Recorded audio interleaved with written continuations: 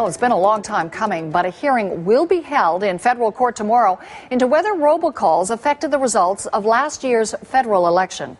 8 Canadians are challenging the results in 6 ridings. Megan Fitzpatrick is following the story in Ottawa.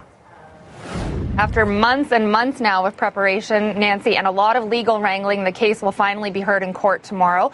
As you mentioned, it is 8 Canadians that filed this legal challenge back in March. And tomorrow in court, their lawyer is going to be asking a judge to set aside the election results in 6 federal ridings. I'll just go through what those ridings are. The 6 of them are, first off, in Nipissing to Miskaming, that's an Ontario riding. Then in Elmwood, Transcona in Manitoba, Winnipeg South Centre, Saskatoon, Rosetown, Bigger, Vancouver Island North, and then the final one is in Yukon. So those are the 6 ridings that are being contested.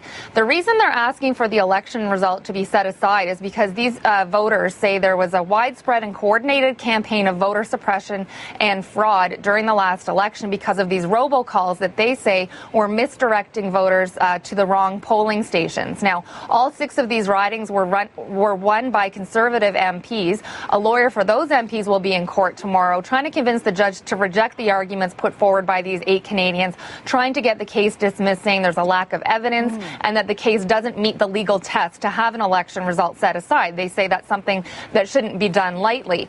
This case really hinges on the applicants trying to prove that any alleged irregularities or fraud or illegal practices affected the election result. That's the key to this case. So it is being backed by the advocacy group, the Council of Canadians. They've been doing a lot of fundraising to fund this legal challenge, and the hearings are set to run all week, Nancy. So, Megan, we've just talked about what's at the heart of this case, but what essentially is at stake here?